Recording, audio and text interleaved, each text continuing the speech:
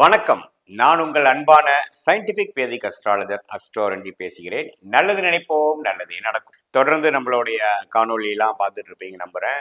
அறிவியல் சார்ந்த ஜோதிட கருத்துக்கள் நம்ம பார்த்துட்டு இருக்கோம். எந்த விதத்திலையும் மூட நம்பிக்கையில போகாமல் அறிவியல் சார்ந்த கருத்துக்களோட நம்ம நின்று எந்த விதமான ஒரு மிகைப்படுத்துதல்லாம் இல்லாம நம்ம பார்த்துட்டு இருக்கோம்.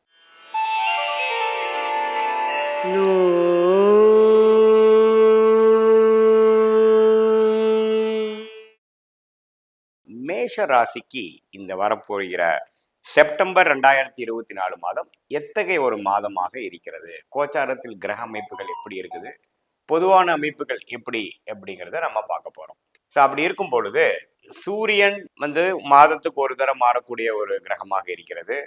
செவ்வாய் ஒரு 1.5 மாசத்துக்கு ஒரு தரம் மாறக்கூடிய கிரகமாக இருக்கிறது. சுக்கிரன் புதன்லாம் பார்த்தீங்கன்னா மாதத்துக்குள்ளேயே ஒரு கட்டங்கள் மாறக்கூடிய அமைப்புகளாக இருக்கிறது.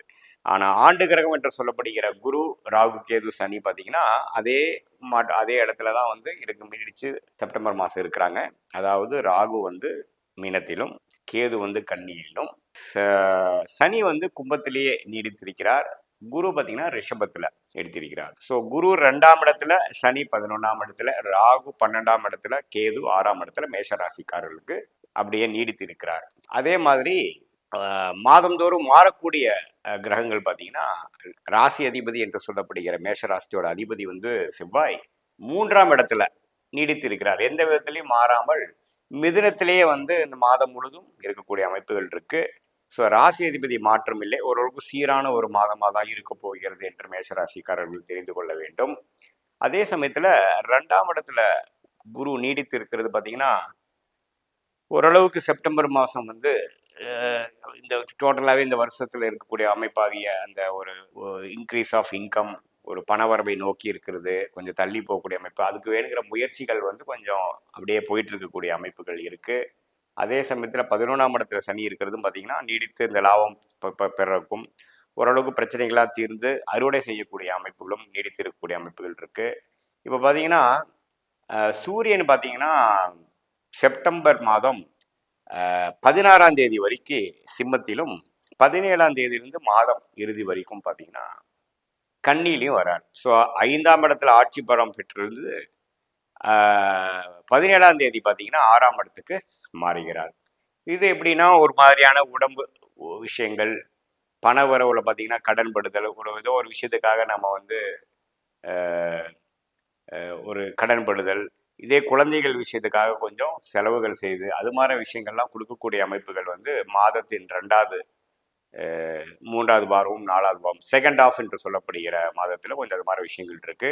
அதே சமயத்தில் சுக்கிரன் பார்த்தீங்கன்னா செப்டம்பர் 18ஆம் தேதியில் கன்னியில் கேதுவோட சேர்ந்து நீச்சமாக இருக்கக்கூடிய சுக்கிரன், செவ்வாயால் பாதிக்கப்பட்ட சுக்கிரன் 7ஆம் இடத்துக்கு செப்டம்பர் 18ஆம் தேதியிலிருந்து வர்றது பார்த்தீங்கன்னா ஒரு நல்ல ஒரு மாற்றத்தை கொடுக்கக்கூடிய அமைப்பு மேஷராசிக்கு உண்டு. 7ஆம் இடம் என்று சொல்லப்படுகிற நண்பர்கள், உறவினர்கள், காதல் வயப்படுறது, எதிர்பாலினத்தின் மேலே ஒரு நட்பு பெறுறது, கல்யாணம் ஆகாதவங்களுக்கு ஒரு கல்யாண அமைப்பு வர்றது, அது மாதிரி விஷயங்கள்லாம் ஒரு நல்ல அமைப்பு வரக்கூடிய ஒரு லாஸ்ட் ஆஃப் செப்டம்பர் துலாம் ராசிக்கே சுக்கிரன் ஆட்சி பலத்தோடு இருந்து ராசியவே பார்ப்பது மேஷ ராசிக்காரர்களுக்கு மர தடைகள் நீங்கி ஒரு நல்ல அமைப்பு கொடுக்கக்கூடிய அமைப்புகள் கண்டிப்பாக உண்டு.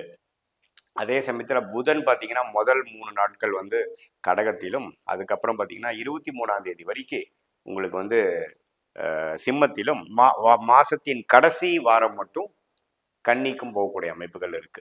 ஸோ புதன் சிம்மத்தில் இருக்கக்கூடிய காலமாகிய மிடில் பீரியட், அதாவது செப்டம்பர் 4ஆம் தேதியிலேருந்து உங்களுக்கு செப்டம்பர் 22ஆம் தேதி வரைக்கும் இருக்கக்கூடிய அமைப்பு. புதன் சிம்மத்தில் இருக்கிறது ஒரு வலுவான அமைப்பு. புத்தி கூர்மை, மாணவர்கள் பார்த்தீங்கன்னா ஓரளவுக்கு நல்லா படிக்கிறது, அது 5ஆம் இடம் என்று சொல்லப்படுகிற நல்லா புத்தி கூர்மை, நல்லா இன்ட்ரெஸ்டாக படிக்கக்கூடிய ஒரு அமைப்பு இருக்கிறதுனால இந்த செப்டம்பர் மாதம் மிடில் பீரியட் மாணவர்கள் குறிப்பாக மேல் படிப்பு படிக்கிறவங்க, ஒரு காம்படிட்டிவ் எக்ஸாமுக்கு ப்ரிப்பேர் பண்ணுறவங்க எல்லாத்துக்குமே ஒரு நல்ல ஒரு டைமாக இருக்கக்கூடிய அமைப்புகள் கண்டிப்பாக இருக்குது. ஸோ பொதுவாக பார்க்கும் பொழுது ராசி அதிபதி எந்த மாற்றமும் இல்லைனாலும் சூரியன், புதன், சுக்கிரனோட மாற்றங்கள் ஓரளவுக்கு நன்மை பயக்கக்கூடிய ஒரு மாற்றமாக மேஷ ராசிக்காரர்களுக்கு இருந்து அவங்களுடைய தசாபுக்திகள் எந்த அளவுக்கு இருக்கும்பையால், அதாவது தசாபுக்திகள் வந்து ஓரளவுக்கு நல்ல தசாபுக்திகள் போவது அல்லது ஒரு சுமாரான ஒரு நியூட்ரலான தசாபுக்திக்கு போகும் பட்சத்தில் ஒரு நல்ல மாற்றத்தை கொடுக்கக்கூடிய ஒரு அமைப்பு கண்டிப்பாக மேஷராசிக்காரர்களுக்கு செப்டம்பர் 2024 இருக்க போகிற அமைப்பு எல்லா வயதினர்களுக்கும் இருக்கு. இதுல ஒரே விஷயம் பார்த்தீங்கன்னா, அந்த புதனே வந்து மாசத்தின் கடைசி வாரத்துல 6ஆம் இடத்துல போய் ஆட்சி பலம் பெற்று கேதுவோட சேர்றது சில உடல் உபாதைகள் பெரியவங்களுக்கு சில அந்த டயபெட்டிஸு அந்த மாதிரி பிளட் ப்ரெஷர் பிபி அதுல எல்லாம் ஒரு பிரச்சனையில் இருக்கிறவங்க அடி வயிற்றுல சில ப்ராப்ளங்கள் இருக்கிறவங்களாம் பார்த்தீங்கன்னா கொஞ்சம் அலர்ஜியாகவும் கொஞ்சம் ஆக்டிவேட் ஆகி கொஞ்சம் பிரச்சனைகள் வரக்கூடிய அமைப்புகள் இருக்கு. அதை வேற செவ்வாய் வேற பார்க்குறார் 4ஆம் பார்வையா. ஸோ அதனால கொஞ்சம் மாதத்தின் இறுதி டைம்ல வந்து கொஞ்சம் ஹெல்த்தை பார்த்துக்கக்கூடிய அமைப்புகளும், அது சிம்டம்ஸ் மட்டும் பார்க்காமல் அது எந்த காரணத்தினால அது வருதுங்கிறத பார்த்து தக்க ஒரு ஒரு ஒரு பாதுகாப்பான ஒரு விஷயங்கள் அதுக்கு வேணுங்கிற ட்ரீட்மெண்ட் எடுத்துக்கக்கூடிய விஷயங்கள் வந்து மிகவும் ஒரு நல்ல விஷயமாக இருக்குது. இருந்தாலும் என்ன ஒரு செவ்வாய் பார்வை பெற்று சுக்கிரன் நீச்சமா போய் உங்களுக்கு வந்து புதன் 6ஆம் இடத்துக்கு வந்தாலும் குருவின் பார்வை வந்து இருக்கிறனால அப்படி ஒன்றும் பெரிய பாதிப்போ பெரிய ஆப்ரேஷன் பண்ணணும் அந்த அளவுக்கு ஒரு மாற்றங்கள் ஒரு பெரிய ஒரு விஷயங்கள் இல்லை.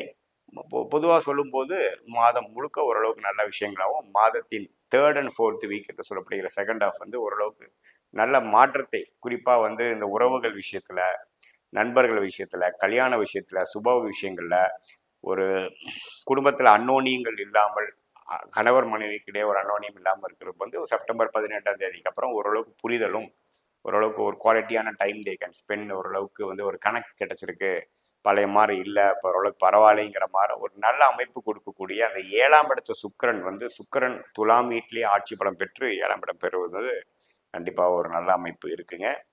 ஸோ நம்மளோட வீடியோவை ஃபஸ்ட் டைம் பார்க்குறவங்க மறக்காமல் சப்ஸ்கிரைப் பண்ணுங்கள், ஃப்ரெண்ட்ஸ் அண்ட் ரிலேட்டிவ்ஸ்க்கு ஷேர் பண்ணுங்கள், லைக் கொடுங்க. மீண்டும் மற்றொரு காணொலியில் சந்திப்போம். நன்றி, வணக்கம்.